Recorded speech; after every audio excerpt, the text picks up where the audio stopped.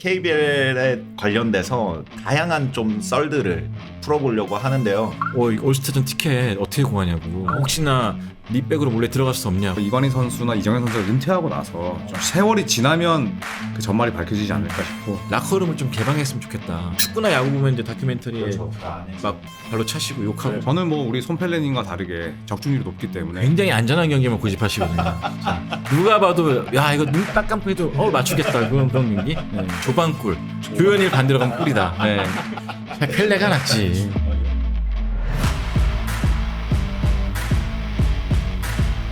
네, 안녕하세요. 스포츠 이슈를 가지고 놀아보는 시간. 썰티타카 호스트를 맡은 저는 박진형이고요. 저는 농구편 호스트를 맡은 조현일입니다. 네, 이번 주 썰티타카에서는 한국 프로농구의 다양한 이슈에 대해 이야기해 보려고 하는데요. KBL 편 게스트로 농구 칼럼니스트이자 현 KBSN 스포츠 해설위원이신 손대범 해설위원님을 모셨습니다. 안녕하십니까. 반갑습니다. 네. 처음부터 너무 끝판왕을 모셨네요. 보통 이런 데 잘 출몰 안 하시는데 근데 요즘에 프리랜서라서 단가가 싸요. 많이 불러주시죠. 그런가요? 타이밍이 좋았네요. 타이밍이 좋습니다. 좋았네요. 고맙습니다. 오늘 자연스럽게 이제 KBL에 관련돼서 다양한 좀 썰들을 풀어보려고 하는데요. 얼마 전에 이제 올스타전이 끝났었잖아요. 근데 기사로 보기에는 굉장히 성황리에 끝났다라고 돼 있더라고요. 뭐 올스타전이 예매가 시작하자마자 거의 매진이 됐고요. 티켓도 구하려고 당근에도 올라오고 막 여러 공유 사이트에 올라올 정도로 티켓 구한다는 말이 굉장히 많았어요. 그러니까 최근에 이제 겪어보지 못했던 현상이죠. 제가 2000년부터 농구 취재를 했었는데 사실 그동안에 제가 친구들 사이에 농구 얘기하면 거의 왕따 당했거든요. 근데 요즘에는 전화가 와요. 올스타전 티켓 어떻게 구하냐고. 혹시나 네 백으로 몰래 들어갈 수 없냐. 그런 말도 할 정도로 왜 그러냐 그랬더니 이제 제 또래가 이제 농구 대잔치에 미쳐 있다가 잠깐 떠났다가 돌아오는데 이제 자녀들이 농구를 좋아하기 시작했다고 같이 좀 보러 가고 싶은데 혹은 이관희 선수가 너무 멋있다고 그런 연락이 굉장히 많이 왔어요. 그래서 한동안 연락 끊던 친구들 다시 연락이 와가지고 제 삶이 되게 윤택해진 것 같은. 네. 갑자기 왕따에서 급격 상승하는. 근데 참 보기 드문 현상 같았어요. 네. 확실히 뭐 이건희 선수라든지 허웅 선수라든지 미디어 매체에서 노출되는 선수들의 이 농구 외적으로 그런 모습들이 많은데요. 이게 한국 농구 흥행에 확실히 도움이 되는 그거겠죠. 그렇죠. 왜냐하면 사실 농구를 좋아하는 뭐 저희 같은 분들을 제외하면 농구에 갑자기 관심을 갖기가 어렵죠. 그런데 굉장히 많이 노출되는 뭐 예능 프로그램에 나가서 이 선수가 농구 선수야 하면 농구 선수구나. 그런데 농구하는 모습은 어떨까? 이런 식의 궁금증이 저는 많이 생겼으면 좋겠거든요. 그래서 그런 부분들이 뭐 허웅 선수나 이관희 선수에 대한 관심이 또 KBL로도 인기의 상승으로도 이어질 수 있다는 측면에서 저는 농구 흥행에 분명히 도움이 된다고 봅니다. 농구 관련된 컨텐츠, 뭐 농구에 대한 이야기라든지 그런 것들을 하는 뭐 다른 노력들은 없나요? 구단이라든지 협회라든지. 일단 구단들끼리 이제 유튜브 채널 열심히 만들고 있고 또 KBL 차원에서도 유튜브 채널 운영하면서 굉장히 좀 재밌는 에피소드를 많이 발굴하고 있어요. 뭐 최근에 이제 KBL 카드라는 게 좀 새로 출시가 됐습니다. NBA 카드처럼 KBL 선수들의 카드가 출시가 됐는데 이게 굉장히 인기가 많아요. 못 구해서 안 날랄 정도로 카드가 많이 인기가 많고 KBL이 좀 짓궂게도 이관희 앞에서 이제 이관희 선수의 라이벌 선수 이정현 선수의 카드를 뽑는다든지 그런 식으로 약간 예능 요소를 섞어가지고 가다 보니까 이게 또 여성 팬들은 약간 짤로 공유하는 그런 게 있지 않습니까? 그게 또 공유가 되고 확산이 되고 그러니까 스토리를 좀 많이 만들어내려고 좀 하는 것 같아요. 네. 그 둘의 라이벌 구도는 이거는 좀 이야기를 방송 안에서 이야기를 풀기가 어려운 건가요? 어렵죠. 어렵죠. 저도 네. 어떤 식으로든 그 두 선수의 주변인들한테 물어봤는데 그 주변인들도 정확하게 실체를 잘 모르더라고요. 뭐 아니면 모른 척 하는 건지.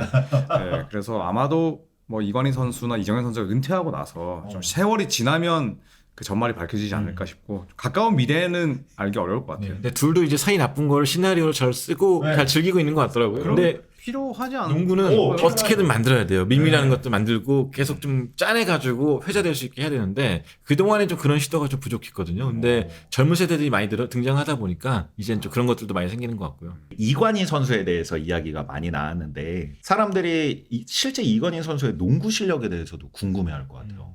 이관희 선수 실력은 어느 정도예요? 이관희 선수는 그 캐릭터 그대로 사람을 들었다 놨다는 게 농구에서도 그대로 이어지는 게 잘할 때는 진짜 우리 관이 그러다가 안 될 때는 진짜 세상에 존재하는 모든 욕을 하고 싶을 정도로 기복이 좀 심한 선수인데. 별명이 가관이었어요. 가관이요? 가관희. 오. 근데 이게 평균이 이제 갈수록 잡히는 것 같아요. 저연차 때는 약간 위혹에 좀 앞서다가 그래서 가관이라는 얘기 나왔었는데 요즘에 이제 본인이 어떤 역할을 정확히 알고 있다 보니까 사실은 이런 중요한 시점에서 공을 잡고 자기가 생각한 대로 플레이하기가 쉽지가 않거든요. 이관희 선수는 그런 게 없습니다. 되게 과감하고 그러다 보니까 최근에는 LG의 상승세에 굉장히 좀 큰 힘이 되고 있죠. 그러면은 반대로 라이벌로 지목했던 이정현 선수는 어떤가요? 이정현 선수는 우리나라에서 가장 농구를 잘했던 선수 중 한 명이죠. 지금 잘했던이라고 말씀드린 이유는 약간 나이가 꺾이다 보니까 계속해서 약간 좀 기복이 좀 심해졌는데 지금 현재 별명이 금강불개 철인이에요. 그러니까 이 선수가 데뷔한 다음에 2010년에 데뷔해서 아직 한 경기도 결정을 안 했습니다. 600경기 연속으로 계속 뛰고 있는데 그 정도로 몸도 탄탄하고 꾸준하고 자기 자신에 대한 또 믿음이 있는 선수고 또 배짱도 있어요. 승부처에서 실제로 챔프전에서 본인이 마지막 슛을 넣으면서 역전시켜서 우승시키는 또 그런 배포도 있는 국가대표인데 최근에는 약간 좀 나이가 꺾이다 보니까 약간 팬들로부터 지탄도 많이 받고 그러고 있지만 그래도 일단 대한민국 최고의 슈팅 가드 하면 이정현 선수가 빠지진 않습니다. 그러니까 농구 실력만 놓고 보면 이정현 선수가 훨씬 위죠. 클래스가 몇 단계 위죠. 그래서 스타성은 또 이야기가 다를 수 있지만 그렇죠. 농구 실력, 뭐 차지하는 비중, 커리어 뭐 이런 것들을 봤을 때는 이정현 선수가 한참 위죠. 그러면은 이제 그 두 명의 베테랑에 대해서 이야기를 들어봤으니까 두 위원님께서 봤을 때 이 신규 선수는 좀 주목해서 봐볼 만해 하는 선수들이 있을까요? 저는 최근에 이제 KT 소닉붐이라는 수원에 연고지를 둔 KT라는 팀에 하윤기 선수가 있습니다. 하윤기 네, 하윤기 선수는 이제 국내에서 보기 드문 2m 이상의 빅맨인데 정말 잘 달리고 높이 뛰고 또 아주 기가 막힌 덩크를 꽂을 수 있는 유망주입니다. 지금 국가대표로 뽑힌 지 오래됐고요. 팀의 또 우승을 이끌 또 미래의 주역으로 꼽히고 있습니다. 저는 박무빈 선수, 모비스의 이제 올해 신인이거든요. 농구도 잘하지만 또 얼굴이 잘생겼어요. 또 모비스 코칭 스태프들에게 얘기를 들어보니까 인간이 됐대요. 되게 착해요. 인성이 엄청나게 바르게. 운동선수를 하면서도 학점이 웬만한 학생 이상으로 잘 나올 정도로 공부도 열심히 하고 제가 대학농구 중계를 하면서 나도 모르게 그런 말 한 적 있어요. 하루만 박무빈 얼굴로 살아보고 싶다고. 진짜로 너무 잘생겼어요. 거기다가 이 선수가 농구까지 잘하니까 데시벨이 확 올라가는 게 느껴지는 거예요. 레이업 한 번 넣을 때마다. 포지션은 어디예요? 포인트 가드. 포인트 가드. 그러니까 화려한 농구를 할 수 있고. 네, 그러네요. 네, 그런데 이 선수가 바깥에서 정장이면 되게 멋있는데 농구장에서는 외모에 신경을 딱 안 쓰더라고요. 머리가 헝클어지든 말든 상관 안 하게 딱 하는 모습 보고 난 놈이다. 근본이 있네요. 네. 근본이 있네요. 신규 선수에 대해서 좀 알아봤으니까 농구 전체적인 거를 좀 봤을 때 야구나 축구 혹은 배구가 가질 수 없는 농구만의 장점은 뭐가 있을까요? 저는 항상 이제 저희 직원 채용할 때도 말하지만 야구, 축구와 다르게 농구가 가질 수 있는 장점 지붕이 있다. 진짜 뽀얀 피부를 시즌 시작할 때부터 끝날까 유지할 수 있다. 너무 옛날 표현인데 진짜. 그냥 실내 스포츠라고 하면 되는 거 야구, 아니야? 축구를 가봐. 얼굴이 새까맣게 탄다니까. 얼마 있는지 알아? 농구는 일단 안락한 환경에서 볼 수가 있다는 게 가장 큰 장점이고. 안에 에어컨도 틀어주나요? 뭐 히터도 나오고. 나오고. 네, 가끔 땀도 납니다. 그래서 배구와 다르게 격한 몸싸움이 존재하는 아주 격렬한 허슬 플레이 이런 것도 즐길 수 있습니다. 네. 배구는 공이 왔다 갔다 한다면은 농구는 사람이 같이 왔다 갔다. 배구는 이제 네트를 치고 하잖아요. 네, 영역을 네, 침범할 수 없고 농구는 그런 공간에 대한 제약이 없죠. 그러다 보니까 좀 더 육탄전을 벌일 수도 있고 그런 뭐 엄청 덩치 좋은 선수를 기술로 또 화려하게 제압하는 약간의 짜릿함 이런 반전들이 많죠. 또 빼놓을 수 없는 게 농구 영신. 진짜 송구 영신을 차용해서 12월 31일 밤에 농구를 해요. 그래서 이제 해가 넘어가는 그걸 농구 팬들과 또 함께 하는 거죠. 밤 10시에 경기를 시작해서 12시에 4쿼터 몇 분이 남았던 경기 일단 중단을 시켜요. 그리고 불 끄고 제야의 종처럼 탕탕 치면서 이제 같이 새해를 맞는 거죠. 이런 건 전 처음 굉장히 들어봤었어요. 좋죠. 네. 사실 선수들 입장에서는 저녁 7시 경기하다 밤 10시면은 컨디션도 그렇고 리듬도 끼릴 수밖에 없는데 이게 팬들을 위해서 다 같이 하자는 의미에서 좀 약간 다들 양보도 해주면서 경기를 하는 건데 이제는 하나의 문화로 굳혀지면서 농구 영신을 치는 팀들도 자부심을 느낄 정도로 네, 굉장히 기뻐하고 그렇습니다. 농구 영신은 저는 협회가 낸 아이디어 중에 제일 저는 좋다고 생각해요. 그래서 저도 기자라면 한 번은 취재 가야 될 이벤트. 한 번 안 갔어요? 네? 한 번도 안 갔어요? 한 번 갔죠. 한 번 가고 너무 늦게 퇴근하게 되는 거예요. 택시 잡기 힘들고. 그래서 저는 그 다음부터 후배를 내보내기 시작했죠. 그렇게 포장하고 있습니다. 한 번은 가야 될 이벤트다. 한 번만. 그러니까 나는 한 번만 갔지만 연차가 된다면 한 번만. 짬이 된다면 한 번은 가고 네, 짬이 안 되면 매년 가도 되고. 네. 두 해설위원님들은 이제 올해 이 팀들의 전망은 어떻게 보시나요? 그 농구단에 대한 좀 애정이 있는 구단, 네. 네, 농구단에 상당히 많은 또 돈을 쓰는 구단들이 올 시즌 잘하고 있거든요. 저는 굉장히 좀 올바른 순위 싸움이라 생각을 하고, 저는 개인적으로 창원 LG가 우승했으면 하는 바람은 좀 있어요. 왜냐하면 이제 LG의 이 창원의 농구 팬덤은 우리나라에서 최고거든요. 그리고 한 번도 연고지가 바뀌지 않은 네, 그런 역사와 전통이 있는데 우승을 못했어요.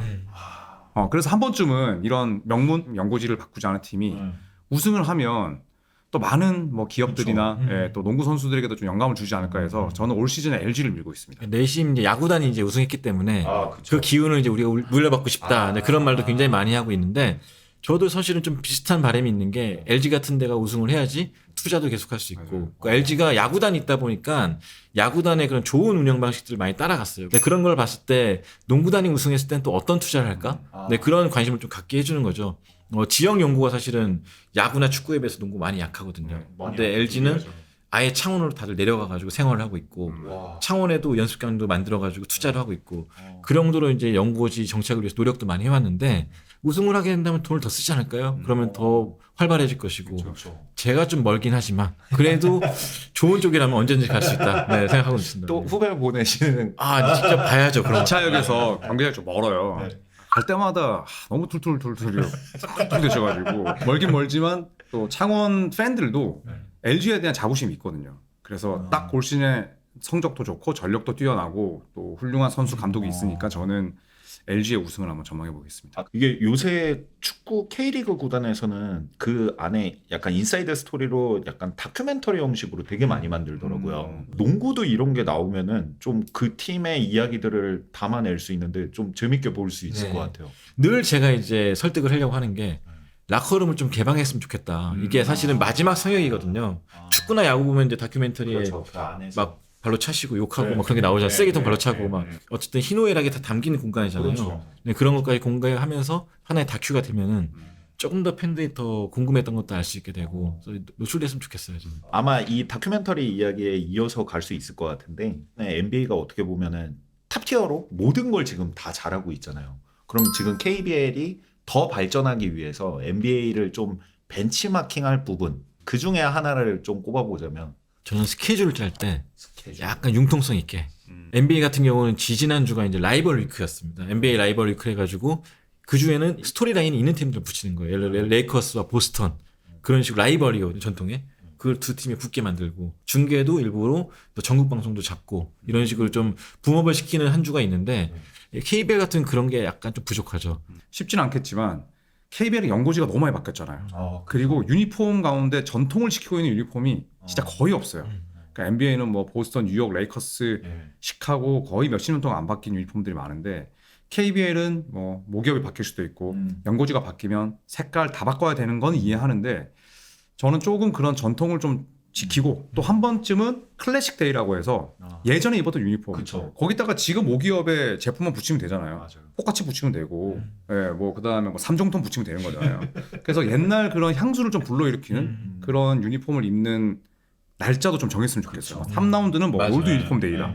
뭐 이런 식으로.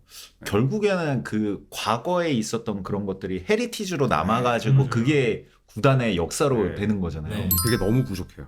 아, 그게 아쉬워요. 그런 시도들은 확실히 KBL이 좀 벤치마킹을 해봄직하다. 네. 좋네요.